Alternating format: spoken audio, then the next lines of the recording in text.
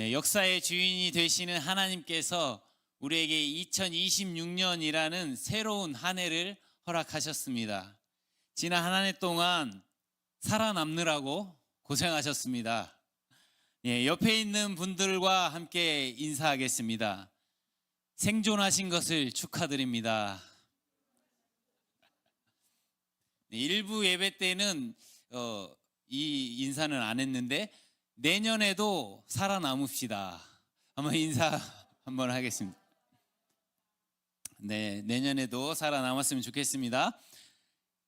새해가 시작되었다는 것은 우리가 거친 험난한 세월을 뚫고 또 한 해를 지나 여기까지 살아남았다는 생존의 증거입니다. 우리 교회도 살아남았습니다. 또 우리가 직장에서도 살아남았습니다. 각자의 현장에서 이렇게 생존할 수 있었습니다. 심리학에서 생존자 증후군이라는 용어가 있습니다. 비행기 추락이나 선박 침몰 같은 대형 사고에서 살아남은 사람들이 공통적으로 느끼는 심리 현상을 말합니다. 왜 나만 살아남았는가라는 질문이 자신을 평생 동안 괴로워하고 또 그 기억 속에서 갇혀 지내게 만드는 것입니다. 그들에게 재난은 끝난 것이 아니라 여전히 그 재난 속에 머물러 있는 상태입니다. 그런데 이 질문이 특별한 생존자들에게만 있는 것이 아니라고 합니다. 같은 경제 위기 속에서 누군가는 직장을 잃어버리고 일터를 잃어버리고 같은 병실에서 있었는데 누군가는 돌아오지 못하고 또 험난한 세월을 버텼지만 홀로 남은 이들에게도 이 질문이 찾아온다는 것입니다. 오늘 본문은 그 질문에 대한 답을 찾아가는 여정입니다. 오늘 본문에서 하나님은 폭풍이 불어닥치는데 서둘러서 멈추지 않습니다. 오히려 하나님은 폭풍을 점점 더 세게 몰아붙이고 있습니다. 선원들이 노를 저으면 저을수록 바다는 더 무섭게 요동치고 있습니다. 그 폭풍 속에서 누군가는 살아남아 있습니다. 그러나 누군가는 바다에 던져졌습니다. 성경은 누가 살아남았는가에 집중하지 않습니다. 대신에 살아남은 자들이 오늘 어떻게 무엇을 하고 있는지에 거기에 관심을 가지고 있습니다. 하나님은 우리가 단순히 목숨만 건지는 생존자로 머물기 원치 않으십니다. 하나님은 우리가 폭풍보다 크신 그 하나님을 발견하고 그 어떤 상황에서도 흔들리지 않는 참된 예배자가 되기를 원하십니다. 올해 그저 무사히 살아남는 것으로 우리가 그치는 것이 아니라 어떤 풍랑 속에 있을지라도 하나님을 예배하는 자가 되기를 소망합니다.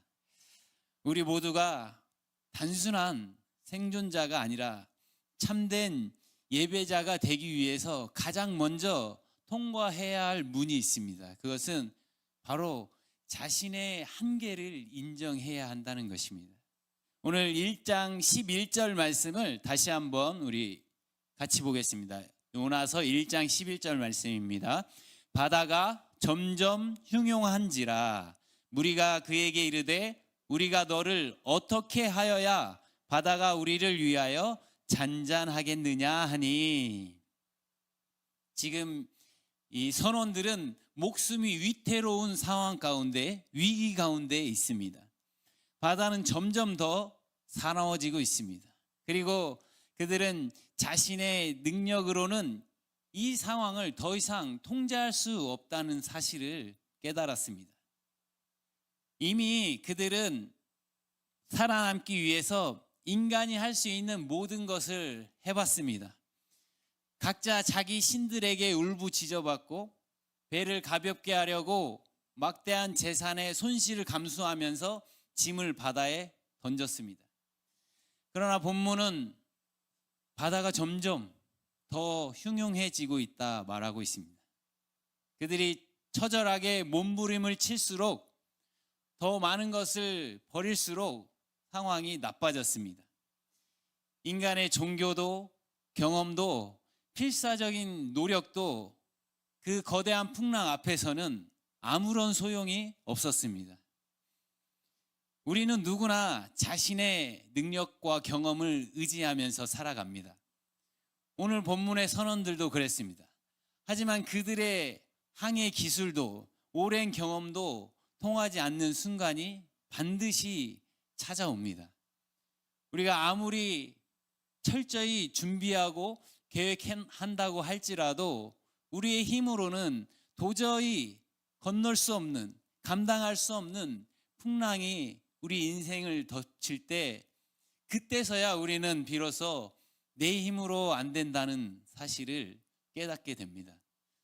선원들도 마찬가지였습니다. 자신들이 아무리 노력해도, 모든 노력을 다해도 소용이 없자 그들은 결국 문제의 중심에 있는 요나에게 묻고 있습니다. 우리가 어떻게 해야 합니까? 이 질문은 우리의 힘으로는 더 이상 어찌할 수 없다는 고백입니다. 우리가 할 수 있는 것이 이제는 아무것도 없다는 것입니다. 사랑하는 성도 여러분, 인생의 어떤 지점에서는 바로 우리가 이 질문을 할 수밖에 없습니다. 하나님, 이제 어떻게 해야 합니까? 이 질문은 인간의 한계를 인정한 자리에서만 나올 수 있는 질문입니다.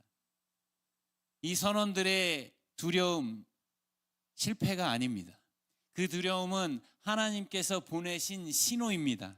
모든 방법이 막혔을 때 비로소 무엇이 진짜 문제인지 이 질문이 시작되었기 때문입니다.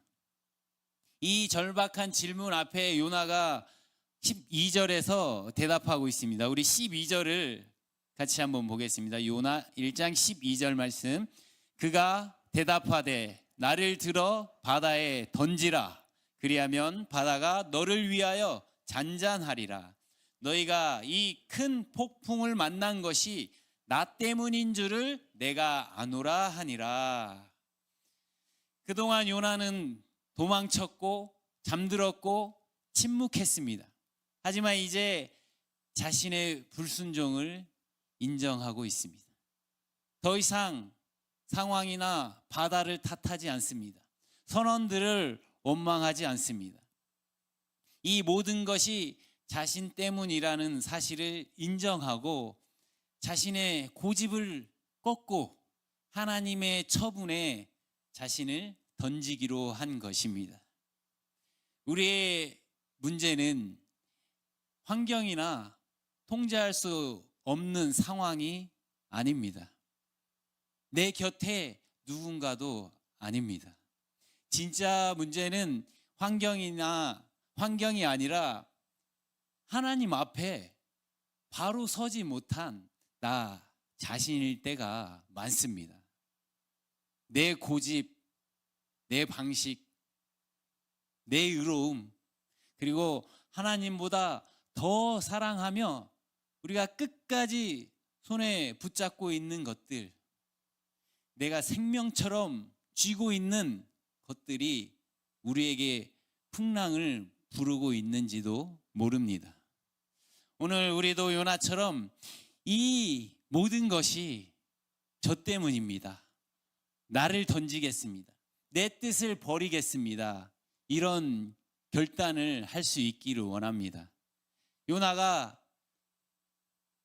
자기를 들어서 바다에 던지라고 한 것은 자신의 생명을 온전히 하나님께 맡기는 절대적인 신뢰여서 신뢰를 가지고 그렇게 자신을 던지라고 한 것입니다. 우리가 오랫동안 내 생명처럼 지키고 붙들고 있는 것들을 버리는 것은 쉽지 않을 것입니다.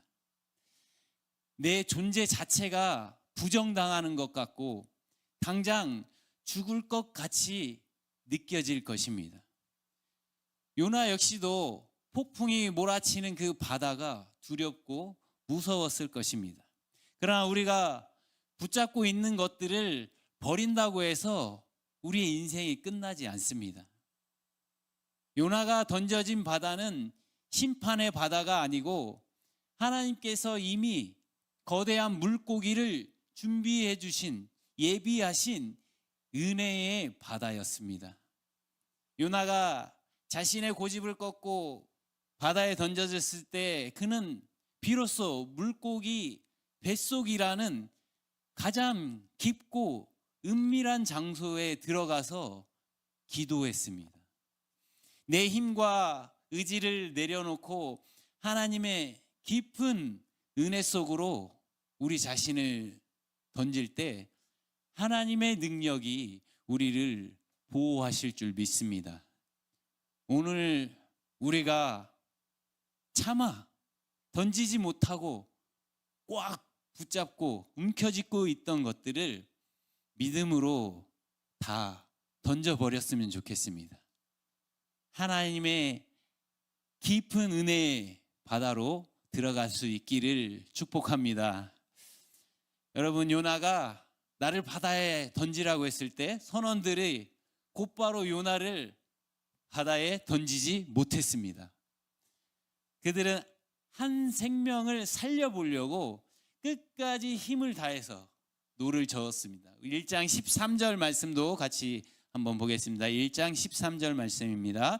그러나 그 사람들이 힘써 노를 저어 배를 육지로 돌리고자 하다가 바다가 그들을 향하여 점점 더 흉용함으로 능히 못한지라. 그들은 요나를 바다에 던지는 대신에 힘써서 노를 젓고 방향을 틀고 어떻게든 육지로 가보려고 애를 썼습니다. 조금만 노력하면 요나를 바다에 던지지 않고도 이 위기를 해결할 수 있을 것이라고 생각했습니다. 하지만 결과는 어땠습니까? 그들이 힘써 노를 저을수록 바다는 점점 더 거세게 몰아쳤습니다. 우리는 여기서 우리의 본성을 보게 됩니다.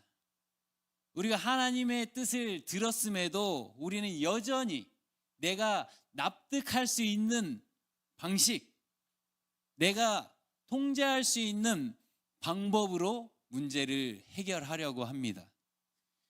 우리의 모습과 너무나 닮아 있지 않습니까? 우리는 올해도 내 삶의 풍랑을 이겨내려고 힘써서 노를 저을 것입니다. 더 열심히 일하고 더 완벽하게 계획을 세울 것입니다. 풍랑을 이겨내려고 몸부림을 칠 것입니다. 그런데 선원들의 노 젓기가 실패로 끝난 이유가 무엇입니까? 그들의 노력이 부족해서가 아닙니다. 그들의 계획이 치밀하지 못해서가 아닙니다. 문제는 하나님께서 이미 다른 방법을 제시하셨는데 그들은 여전히 자기 방식을 고집하고 있다는 것입니다. 선원들이 이 절박한 상황에서 마침내 깨달은 것이 무엇입니까? 하나님이 제시하는 방법 외에는 다른 방법이 없다는 것입니다. 아무리 인간적으로 선해 보이고 합리적인 결정이라고 할지라도 하나님의 뜻과 다르다면 결국은 능히 하지 못하는 실패로 끝나는 것입니다. 모든 인간적인 수단이 소용이 없게 되었을 때 그때 선원들이 결단을 했습니다. 이제 그들은 더 이상 헛되게 노를 젓지 않습니다. 요나의 말대로 그를 바다에 던지기로 한 것입니다. 그러나 그들은 이 행동을 하기 전에 하나님 앞에 기도했습니다. 우리 14절 말씀 같이 찾아보겠습니다. 요나 1장 14절 말씀 같이 읽겠습니다. 무리가 여호와께 부르짖어 이르되 여호와여 구하고 구하오니 이 사람의 생명 때문에 우리를 멸망시키지 마옵소서. 무죄한 피를 우리에게 돌리지 마옵소서. 주 여호와께서는 주의 뜻대로 행하심이니이다 하고, 선원들은 처음에 폭풍을 만났을 때 각자 자기 신에게 부르짖었습니다. 지금은 그런데 만물의 주관자이시고 생사화복을 주장하시는 여호와의 이름을 부르고 있습니다. 그들은 지금 자신들이 하고자 하는 일이 정말 옳은 일인지 확신이 없습니다.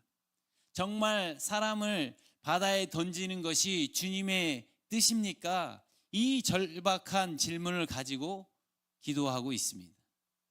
자신들의 행위가 살인이 되지 않기를 간절히 구하고 동시에 이렇게 고백하고 있습니다. 주 여호와께서는 주의 뜻대로 행하심이니이다. 이제 더 이상 자신의 방법을 고집하지 않습니다. 오직 주의 뜻을 구하고 있습니다. 더 이상 문제를 스스로 해결하려고 하는 것이 아니라 하나님의 뜻을 구하는 기도하는 자가 되었습니다. 내가 원하는 것을, 나의 욕망을 채워달라고 때를 쓴 것이 아니라 이제 내 힘으로 도저히 안 된다는 사실을 인정하고 하나님의 뜻을 구한 것입니다. 새해 첫 주에 우리가 회복해야 할 기도가 바로 이것입니다. 우리가 결단해야 할 것은 더 열심히 노를 젓는 것이 아닙니다. 내 손에 꽉 쥐고 있던 노를 내려놓고 하나님 앞에 엎드리는 것입니다. 우리의 실력과 우리의 노력과 우리의 열심을 내려놓고, 주님, 내 힘으로 능히 할 수 없습니다. 오직 주의 뜻대로 되기 원합니다. 내 계획이 아니라 주님의 계획이 이루어지기 원합니다. 내 길이 아니라 주님의 길로 가기 원합니다. 이 기도가 거센 풍랑을 잠재울 것입니다. 왜냐하면 이 풍랑의 목적은 배를 파손시키는 데 있지 않습니다. 풍랑의 진짜 목적은 우리를 주님의 발 앞에 머물게 하는 것입니다. 우리의 힘으로는 안 된다는 것을 깨닫게 하고 오직 주님만이 우리의 구원자이심을 고백하게 하는 것입니다. 하나님이 원하시는 그 고백과 항복이 이루어질 때 풍랑은 더 이상 존재할 이유가 없습니다. 실제로 요나가 하나님의 주권 앞에 자신을 내어 던지기로 결단하자, 또 바다에 던져지자 그토록 사납게 불던 바다가 잔잔해졌습니다. 1장 15절 말씀 같이 보겠습니다. 요나 1장 15절 말씀입니다. 요나를 들어 바다에 던짐에 바다가 뛰노는 것이 곧 그친지라. 요나를 바다에 던진다는 것은 인간적인 상식으로는 끝입니다. 그러나 하나님의 관점에서는 이것이 모두가 살 수 있는 시작이었습니다. 요나가 바다에 던져지자 요동하던 바다가 곧 그쳤습니다. 풍랑이 서서히 잦아든 것이 아닙니다. 물에 닿는 순간 마치 스위치를 끈 것처럼 거센 풍랑이 그 자리에서 멈췄습니다. 배를 집어 삼킬 듯이 몰아치던 바람이 멎고 죽음의 위협이 순식간에 사라진 것입니다. 그렇지만 폭풍이 그쳤다고 해서 그 모든 상황이 종료된 것이 아니었습니다. 진짜 이야기는 여기서부터 시작하고 있습니다. 폭풍이 멈추고 죽음의 위협이 떠난 그 자리에서 선원들의 예배가 시작되고 있습니다. 단순히 그들은 목숨만 건진 생존자에 머물지 않았습니다. 만물을 통치하시는 하나님을 진심으로 두려워하고 그분 앞에 엎드리는 예배자가 되었습니다. 1장 16절 말씀 우리 같이 보겠습니다. 1장 16절 말씀입니다. 그 사람들이 여호와를 크게 두려워하여 여호와께 제물을 드리고 서원하였더라. 성경은 풍랑이 멈춘 뒤에 선원들이 안심했다거나 이제 살았다고 환호하며 기뻐했다고 기록하지 않습니다. 그 대신에 여호와를 크게 두려워했다고 말씀하고 있습니다. 이것은 조금 전까지 그들이 느꼈던 죽음에 대한 공포와는 질적으로 다른 두려움입니다. 그들은 대자연의 강력함을 본 것이 아니라 바다를 지으시고 통치하시는 하나님의 능력을 직접 목격한 것입니다.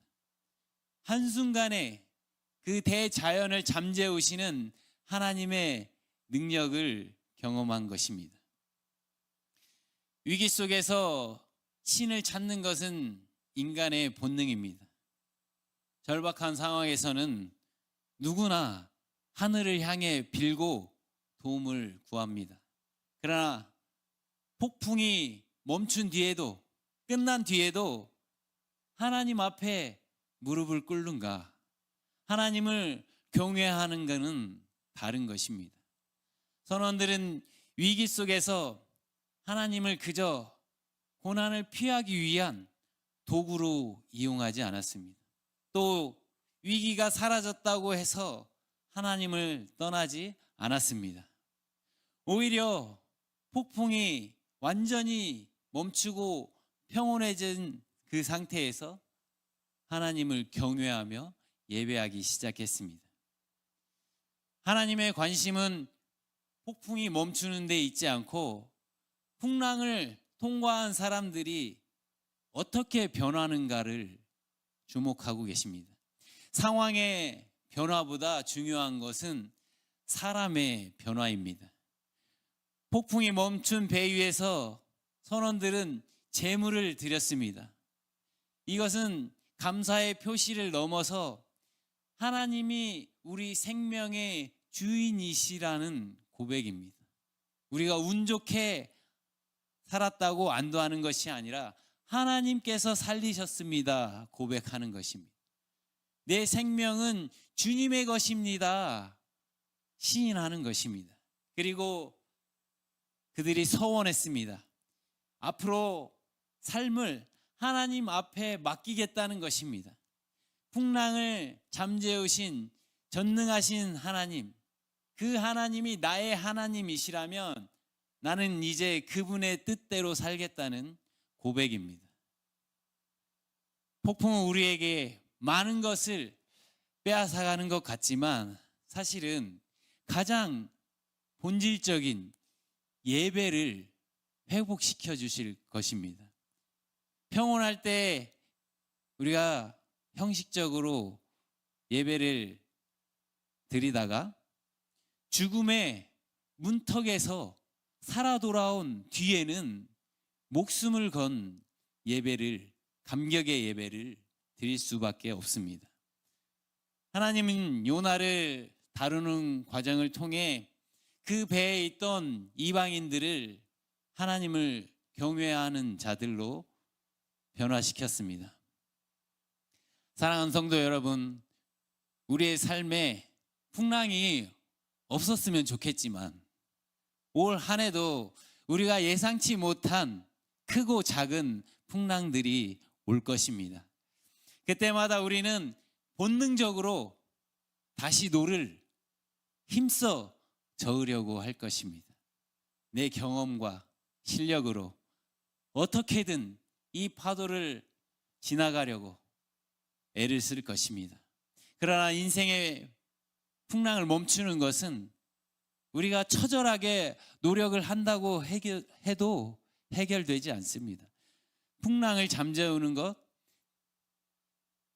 내 손에 붙들고 있던 노를 열심히 젓는 것이 아니라 하나님의 뜻에 우리 자신을 맡기고 엎드리는 것입니다. 우리가 올 한 해 그저 사고 없이 살아남아서 숨만 쉬는 그런 생존자가 되지 않기 원합니다. 하나님은 우리가 폭풍 속에 있을 때 하나님을 발견하고 그분의 뜻이 내 삶에 이루어지기를 구하는 참된 예배자가 되기를 원하십니다. 하나님은 우리에게 폭풍 없는 인생을 약속하지 않으셨습니다. 하지만 폭풍보다 크신 하나님 자신을 우리에게 약속하셨습니다. 폭풍 전에도 하나님을 신뢰하십시오. 폭풍 한가운데 있을 때 하나님을 바라보십시오. 그리고 폭풍 후에도 하나님을 하나님으로 인정하며 예배의 자리를 지킬 수 있기를 바랍니다. 우리가 풍랑을 만날 때 주님께서 반드시 그 풍랑 위로 걸어오실 것입니다. 2026년 한 해 폭풍이 지나간 자리에서 단지 살아남은 것에 안도하는 생존자가 아니라 풍랑을 다스리시는 하나님과 당당히 걸어가며 승리하며 살아갈 수 있기를 축복합니다.